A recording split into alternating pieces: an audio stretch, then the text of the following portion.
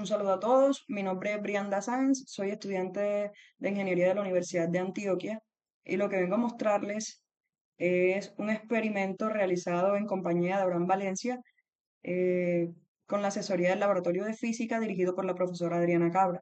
Este experimento está basado en la determinación de un flujo mediante el número de Reynolds. Bueno, básicamente el trabajo consistió en determinar el número de Reynolds para saber el tipo de fluido que se desarrolla al interior de una tubería.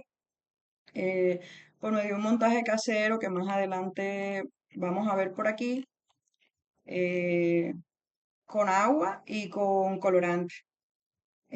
Esto nos permite comprender la dependencia del régimen de un fluido con la velocidad, el diámetro de un conducto, la viscosidad de un fluido y también fortalecer nuestras habilidades como ingenieros, como análisis de datos, control experimental, entre otros.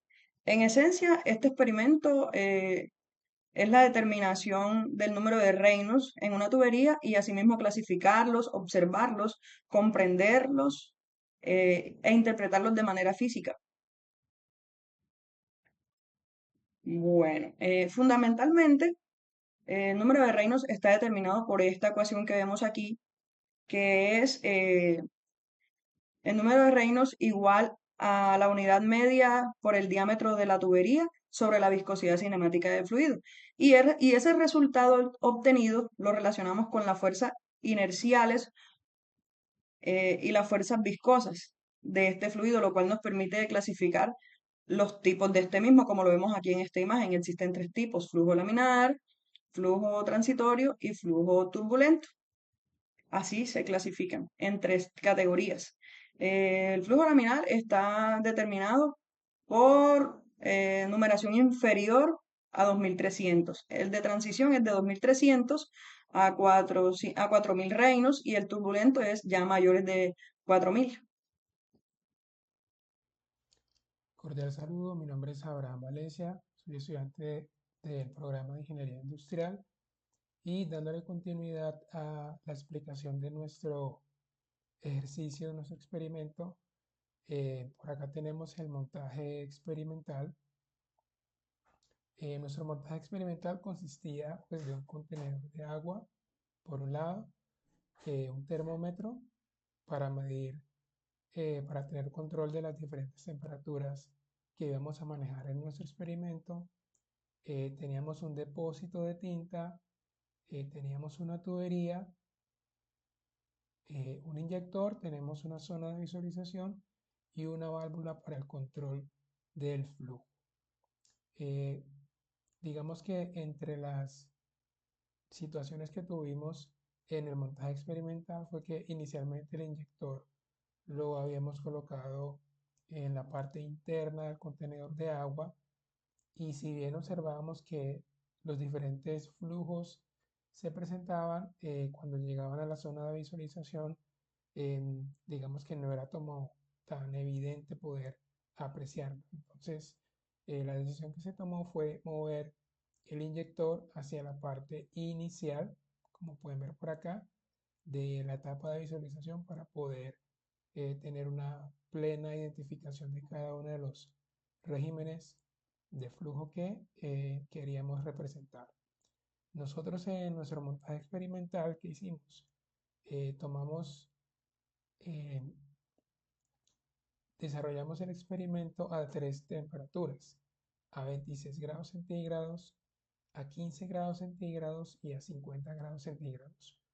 Eh, lo hicimos ¿por qué? Porque sabemos que el cambio de la temperatura afecta la viscosidad del agua y en función de eso queríamos saber cómo se comportaba el flujo de cada uno de los regímenes laminar, transitorio y turbulento en cada una de esas temperaturas. Bien, ahora vamos a mirar el tema de los resultados y el análisis de los resultados que tuvimos en nuestro experimento.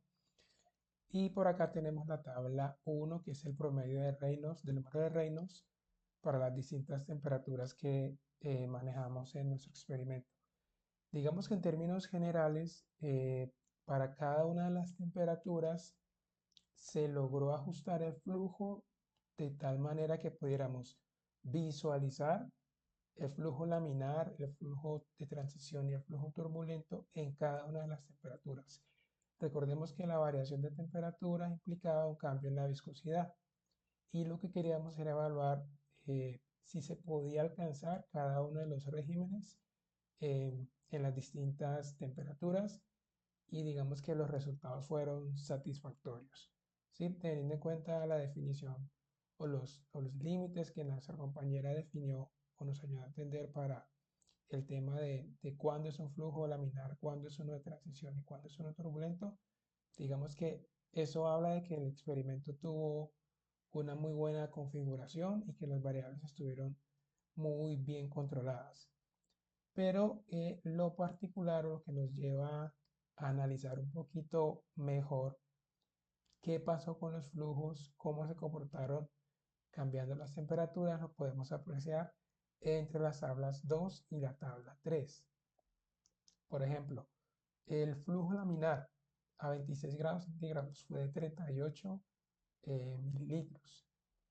Cuando se cambia la temperatura a 15 grados centígrados, la viscosidad del agua, la viscosidad, la viscosidad aumenta. Ese aumento de la viscosidad hace que gobiernen las fuerzas viscosas dentro del fluido, por lo que hay la necesidad de aumentar el flujo para poder observar los diferentes tipos de flujos que estamos evaluando en ese experimento.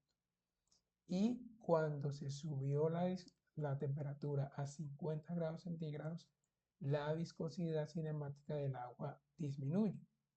Y en ese caso, lo que pudimos observar fue que necesitamos menor flujo para poder alcanzar los mismos tipos de flujo. Entonces, en términos generales, entre yo eh, más baje la temperatura, más flujo voy a necesitar para los diferentes tipos de flujo que quiero alcanzar. Y si yo subo la temperatura, voy a necesitar menor flujo. Eso porcentualmente, ¿cómo se ve? Básicamente, de 26 grados, que fue nuestra temperatura ambiente, a 15 grados centígrados. Por encima del 20% hay que aumentar el flujo, hay que abrir la llave para lograr un 20% más de flujo para poder lograr los mismos tipos de regímenes. Y en 50 grados centígrados hay que disminuir en alrededor del 30% el flujo para poder alcanzar los mismos eh, tipos de flujo que se obtuvieron a 26 grados centígrados. Esa fue como la conclusión o el análisis que podemos encontrar al poder modificar las temperaturas de nuestro experimento. Siguiendo con el análisis que les venía explicando Abraham, dentro de estas tres imágenes que tenemos aquí, mostramos el resultado de nuestro experimento. En esta primera imagen podemos observar el flujo laminar, que es un flujo bastante estable. Podemos compararlo con en la vida real con una tubería de agua en una casa. Cuando una tubería de agua en una casa tiene un zumbido, genera cierto zumbido, es porque hay demasiada turbulencia dentro de ese fluido, lo cual puede ser un factor importante para la estructura de la casa o de la edificación en general. Aquí, en este flujo transitorio, vemos que ya se mezcla un poco y que allá es un poco más turbulento, que está en el intermedio que les venía diciendo, de 2300 a 4000. En la vida real podemos verlo en el diseño de los carros, por ejemplo. ¿Cómo? El fluido ya puede ser un poco más turbulento, pero debido a la resistencia del aire, esto depende mucho el consumo de la gasolina y la velocidad de este.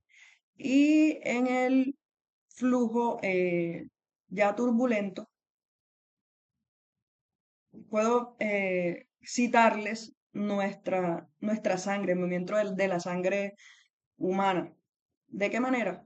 Cuando hay un flujo demasiado turbulento, así como este, suele indicar que hay arterias comprometidas y que suele haber estrechamiento de estas. Y como sabemos, eso es un problema que pues está afectando bastante a la comunidad en general. Para concluir con nuestro experimento, eh, podemos decir que existe una coherencia entre los resultados esperados y los vistos matemáticamente. Se considera entonces que el número de reinos es bastante importante debido a que nos permite caracterizar el tipo de fluidos. Como les había mencionado, es importante para nuestra sociedad ya que podemos determinar ciertos tipos de fluido como la sangre, el agua, el aire, y que nos permiten hacer avances tecnológicos, ya sea en la ingeniería, en la salud, en el transporte y en muchas otras actividades cotidianas. Agradecemos su atención y agradecemos a la Universidad de Antioquia por brindarnos esta oportunidad.